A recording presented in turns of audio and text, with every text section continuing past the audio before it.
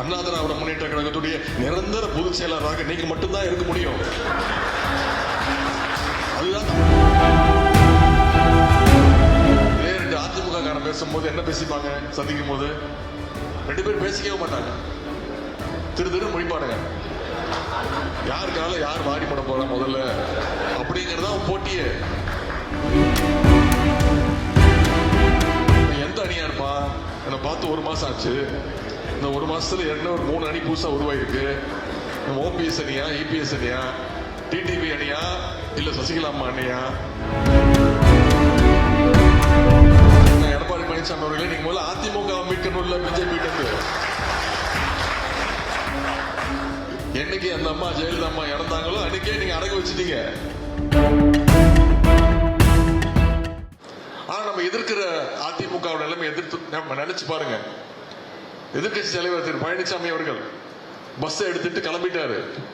கிட்டத்தட்ட 3 மாசமா பஸ்ல தான் சுத்திட்டு இருக்காரு. ஒரு 15 நாட்களுக்கு முன்பு நீங்க பார்த்திருப்பீங்க, தொலைக்காட்சியில பார்த்திருப்பீங்க. அவர் ரோட்ல நின்று பேசிட்டு இருக்கும் பொழுது பொதுமக்கள் அந்த அவசர தேவைக்காக ஆம்புலன்ஸ்ல வந்தாங்க. அந்த ஆம்புலன்ஸை நிப்பாட்டி அதை மிரட்டி, அந்த ஆம்புலன்ஸ் வண்டியை நோட் பண்ணுங்க, அந்த டிரைவரை கீழே இறக்குங்க, இப்படி பல்வேறு இடைஞ்சல்கள் பண்ணி ஒரு அவசர ஊர்தியை நிப்பாட்டின, அதை விமர்சனம் பண்ண வீடியோக்கள்லாம் வைரல் ஆச்சு.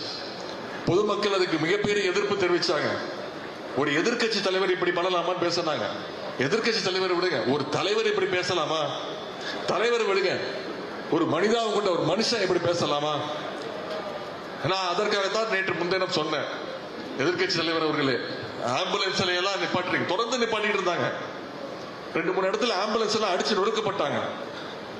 ஆம்புலன்ஸ் இந்த வாகன ஓட்டிகள்லாம் அடிச்சாங்க. அவங்க எல்லாம் புகார் கொடுத்திருக்கிறாங்க.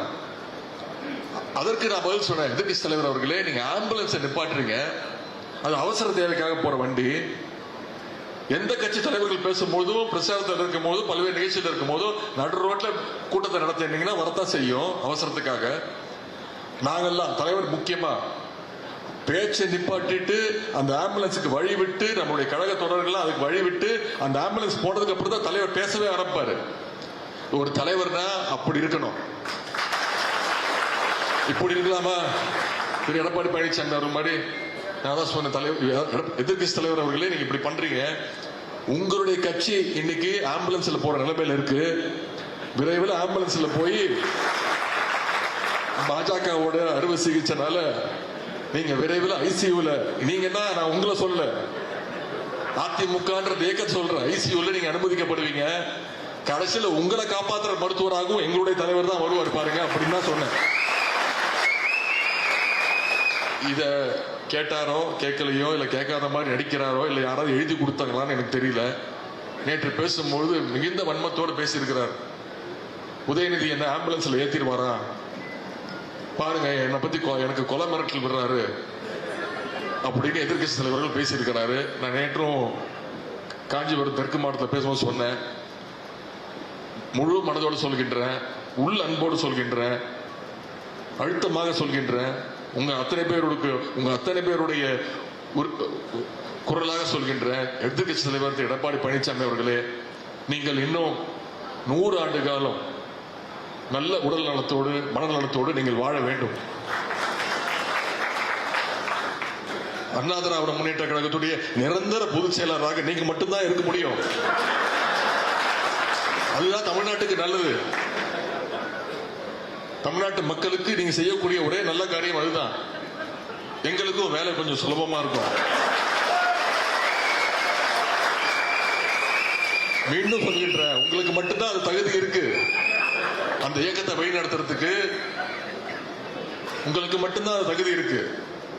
அதிமுக காரன் ஒத்து போறாங்க. நான் சொல்றேன், நான் உங்களுக்கு முன்மொழிகிறேன், அதிமுகவுடைய நிரந்தர பொதுச் செயலராக அந்த எதிர்கட்சி தலைவர் திரு எடப்பாடி பழனிசாமி அவர்கள் தான் தொடர வேண்டும். நம்முடைய கட்சிக்காரன் பலமுறை இதெல்லாம் நீங்க நேரத்தெல்லாம் வைரல் ஆயிடுச்சு, பார்த்திருப்பீங்க. நம்முடைய இயக்கத்தை சேர்ந்த 2 பேர் பேசும்போது என்ன பேசிப்பாங்க, நல்லா இருக்கியாப்பா, பசங்க நல்லா இருக்காங்களா, படிக்கிறாங்களா, தலைவர் அறிக்கை பார்த்தீங்களா, கூட்டத்துக்கு போனோமா, என்னைக்கு கூட்டம், முரசொலி வாங்கினியா, எதிர்கட்சி தலைவருடைய பேட்டி பாத்தியா, அவங்க என்ன சொல்லியிருக்காங்க பாத்தியா, அப்படி என்ன குற்றச்சாட்டு சொல்லிருக்காங்க பாத்தியா, அப்படியே பேசுவோம். இதே ரெண்டு அதிமுக காரன் பேசும்போது என்ன பேசிப்பாங்க, சந்திக்கும் போது ரெண்டு பேரும் பேசிக்கவே மாட்டாங்க, திரு மொழிப்பாடுங்க. யாருக்கால யார் வாடி போட போறா முதல்ல அப்படிங்கறத அவன் போட்டியே. இவன் எந்த அணியா இருப்பான், என்னை பார்த்து 1 மாசம் ஆச்சு. இந்த 1 மாசத்துல ஏற்கனவே ஒரு 3 அணி புதுசா உருவாயிருக்கு. ஓபிஎஸ் அணியா, இபிஎஸ் அணியா, டிடிவி அணியா, இல்ல சசிகலா அம்மா அணியா, இல்ல தீபா அணியா, இல்ல தீபாவோட டிரைவர் அணியா, இல்ல புதுசா வந்திருக்கக்கூடிய அண்ணன் செங்கோட்டையன் அணியா, இவன்கிட்ட பேசலாமா வேணாமா, இவன் நாளைக்கு எந்த அணியில இருப்பான் அப்படிங்கறத குழப்பத்துல இருப்பாங்க. ஆனா இன்னைக்கு அதிமுக முடிவு பண்ணிட்டான், நம்ம எந்த அணியா இருந்தாலும் சரி, அத்தனை பேரும் ஒரே கொடை கீழே வந்துட்டோம், அதுதான் பாஜக அணி அப்படின்னு அவன் இன்னைக்கு தெளிவா புரிஞ்சுக்கிட்டான். இப்படிப்பட்ட கேடுகட்ட நிலைமை எந்த இயக்கத்துக்காரனும் வரக்கூடாது. அவங்களை பார்த்து நம்ம பரிதாபப்பட்டு இருக்கோம்.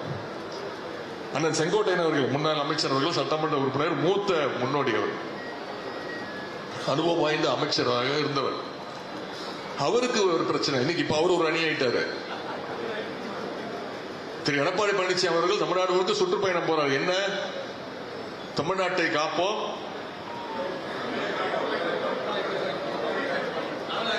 தமிழகத்தை மீட்போம். அண்ணா எடப்பாடி பழனிசாமி அவர்களே, நீங்க முதல்ல அதிமுக மீட்கணும், இல்ல பிஜேபி. என்னைக்கு அந்த அம்மா ஜெயலலிதா அம்மா இறந்தாங்களோ அன்னைக்கே நீங்க அடக்க வச்சுட்டீங்க. பல பேர் இதை மீட்டெடுக்க முயற்சி பண்ணிட்டு இருக்காங்க.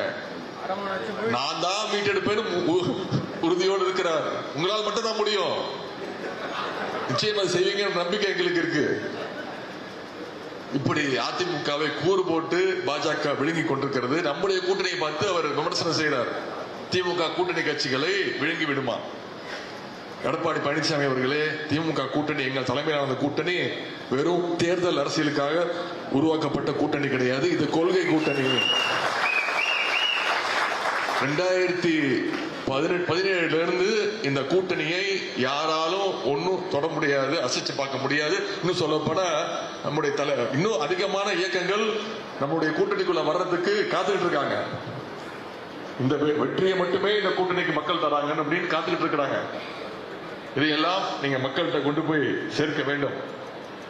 திரு எடப்பாடி பழனிசாமி அவர்கள் முதல் ரவுண்ட் பிரச்சாரத்தில் பாதி கட்சி காண போயிடுச்சு. இன்னைக்கு 2வது ரவுண்டு போயிருக்கிறாரு.